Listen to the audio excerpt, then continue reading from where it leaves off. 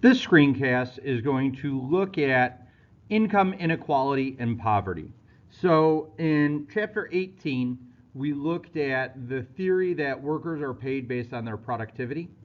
In chapter 19, we looked at some of the explanations as to why workers why there are such differences in wages. In this chapter, we're going to look at kind of what are some of the outcomes of these differences in wages, and then what can we do about it.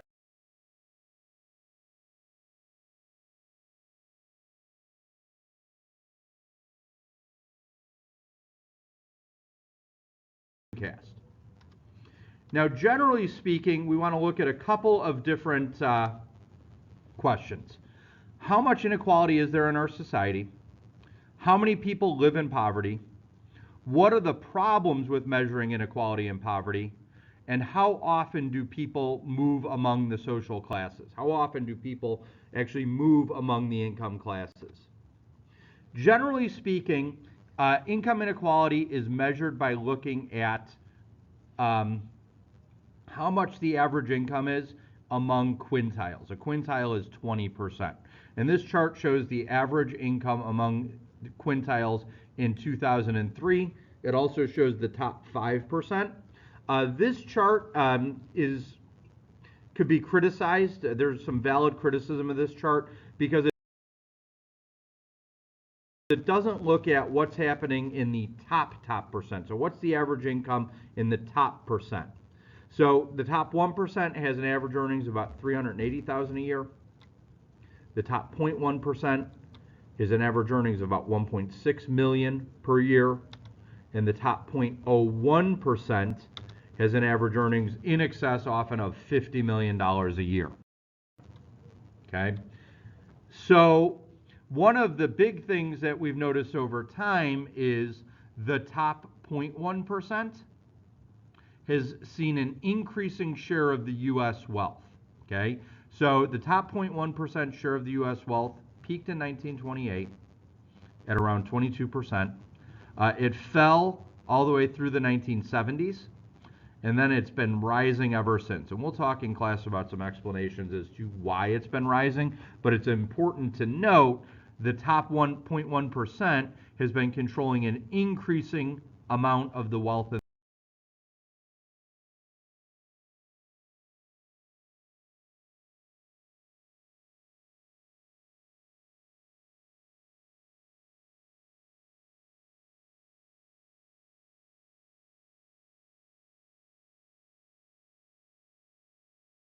society. Now, some of the reasons include increased international trade, where low-wage jobs have taken U.S. manufacturing jobs, which had been kind of traditionally middle-class jobs, and left those workers with little income and little sources for jobs. Changes in technology, where manufacturing jobs are now being supplanted, blue-collar manufacturing jobs are now being supplanted by automation, the increase in robot technology in manufacturing. So what's happened is the wages of unskilled workers have fallen relative to the wages of skilled workers. And this has increased inequality in family incomes. Now, answering the question about how much inequality exists around the world is difficult because different countries measure this data differently. Okay, some countries collect it by family, like we do in the United States. Some countries collect the information by individual. Some countries collect the information, expenditures, how much do families spend versus how much income do they bring in. This chart shows relative inequality. What I would want to kind of point out to you is relative to developed countries, Japan, Germany, Canada, the UK, the United States has more inequality. Relative to underdeveloped countries, South Africa, Brazil, Mexico, the United States has less inequality. So the author of your textbook kind of contends that the United States is in the middle of the pack. I would kind of modify that and say the United States is at the bottom of the inequality spectrum in terms of developed countries, but in terms of underdeveloped countries, we're towards the top. And one of the ways we measure inequality is through what's called a Lorenz curve. So this is a Lorenz curve. The Lorenz curve compares the measure of perfect equality. So this graph shows, the blue line shows perfect equality. 20% of families would control 20% of income. 40% of families would control 40% of income. 60% would control 60%. The red line would show a country's actual distribution of income. So this is how the income is actually distributed. Now, the measure is how much does your actual distribution of income differ from the ideal distribution of income, where income is shared perfectly in society, okay? And this is measured by this area here that I'm shading in, okay? And you would find the area of this, and it's called the Gini coefficient. Yeah, now you're not going to be responsible for calculating the Gini coefficient. It's just kind of important that you know what the Lorenz curve is and what the Gini coefficient is.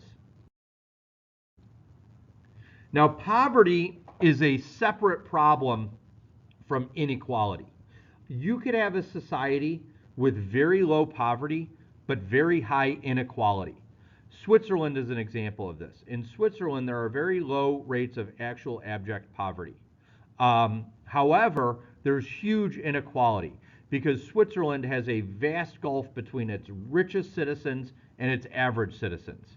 You could also have a society with really low inequality. There's almost no inequalities. Resources are shared very equally, but incredibly high rates of poverty. Now, the government measures poverty by the poverty rate, and that's the number of families or the percent of families that fall below a specific level known as the poverty line.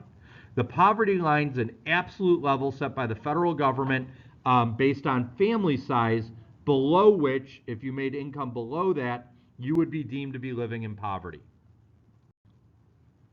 This is the U.S. poverty rate over time. If you notice, there's a sharp drop in poverty from 60 to 70. This is due to Lyndon Johnson's war on poverty, where the government programs were designed to kind of increase family income, make people better off. Since that time, the poverty rate has remained fairly steady, kind of stubbornly, at about 12%. It'll go up and down relative to the business cycle. In periods of inflation, the poverty rate climbs. In periods of boom, the poverty rate declines. But it's held fairly steady at about 12.5%.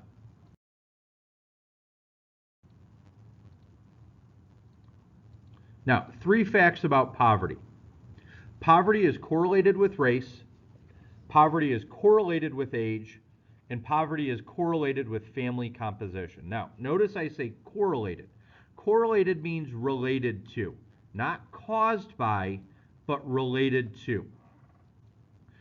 So minorities, blacks and Hispanics, are significantly more likely to live in poverty than whites.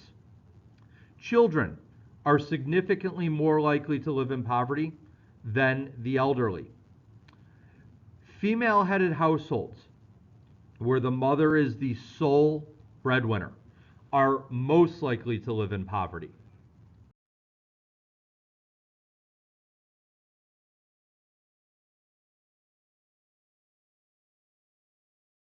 In the U.S. economy. Now, movements among the up and down ladder can be attributed to a number of different things. Sometimes people are just lucky. We've kind of talked about that before. Sometimes people tend to work harder. Harder work tends to pay off. And sometimes there's persistence in trying to build up economic status, build up wealth from generation to generation. So now we've established that there's inequality, there's poverty, and the question becomes, what should we do about inequality and poverty? And there's 3 major political philosophies. At this point, we're really kind of delving into normative analysis, where we describe how the world ought to be, as opposed to positive analysis, where we describe how the world is. So the first philosophy is utilitarianism. The second philosophy is liberalism. And the third philosophy is libertarianism. Now, utilitarianism comes from the moral philosophers Jeremy Bentham and John Stuart Mill, and it's the idea that society should try to maximize total utility. Society should redistribute incomes where it's going to do where the money, the income, is going to do the most good. And we're going to give some practical examples of what this will look like in class.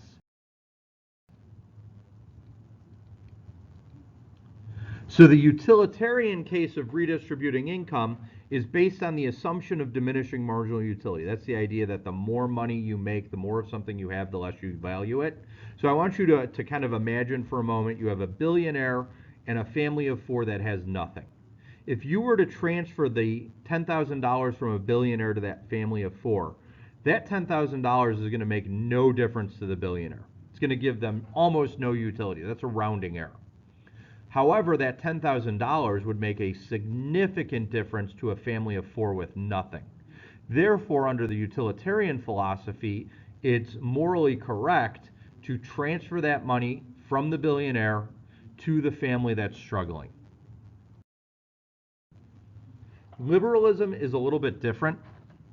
Liberalism is the political philosophy where the government should do what's best for the worst off members of society.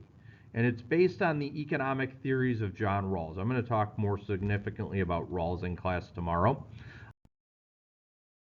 So Rawls's idea is that rather than maximize total utility, the government should maximize the minimum. Protect the worst off members of society. Okay?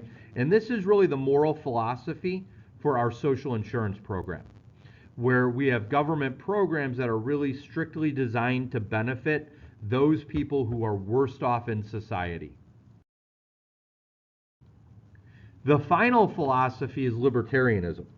Libertarianism is the moral and political philosophy that says the government really has no business redistributing income because the government doesn't create wealth. Wealth is created by individuals rather than the government. It's up to the individuals how to redistribute that income. The government's only job should really be to enforce the laws and punish criminals. The government really has no business redistributing income. To libertarians, equality of opportunity is more valuable than equality of outcome. And the two kind of big libertarian philosophies are Robert Nozick and Murray Rothbard.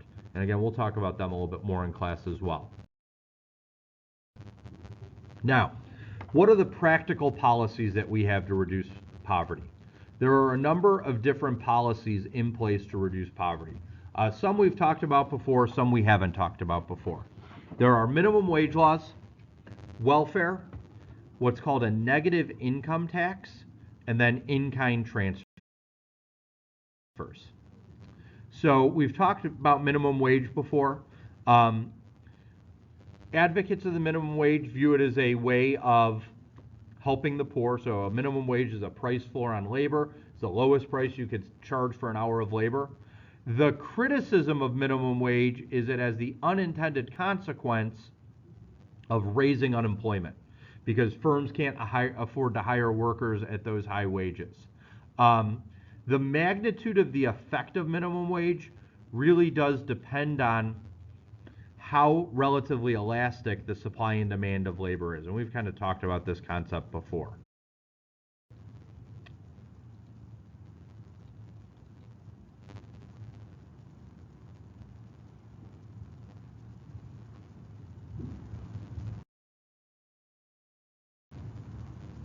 Now, welfare is a series of programs that are designed to raise the standard of living of the poor.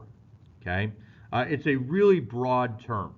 There are a number of different programs that fall under the auspices of welfare. Probably the biggest one is temporary assistance to needy families, or TANF. There's also supplemental security income. Many economists prefer what's called a negative income tax.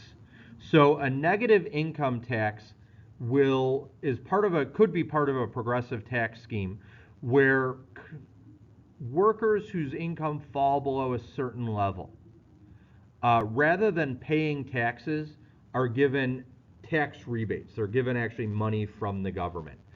Except in order to qualify for a negative income tax, you have to have worked. So the big criticism of welfare is that it doesn't give people an incentive to work, because when you work, your welfare benefits actually fall off. Negative income taxes try to fix that problem by paying people extra money to work. And we'll talk more about how a negative income tax works in class.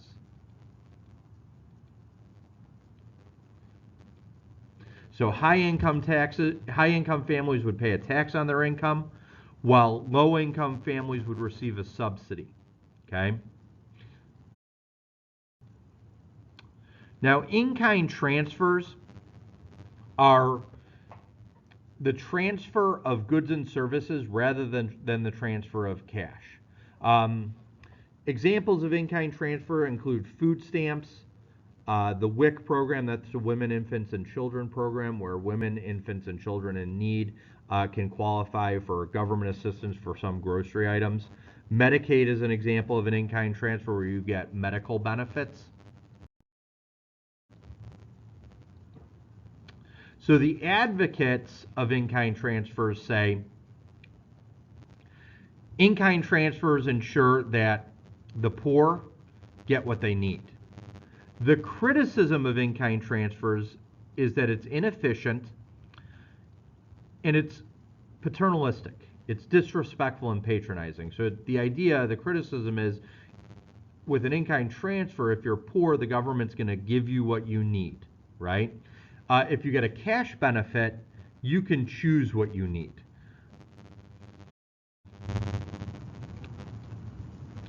So one of the big criticisms of anti-poverty programs is that it has a negative effect on work incentives. And it could actually discourage the poor from escaping poverty on their own, because the more you work, if you're collecting a benefit, the less benefits you can actually collect.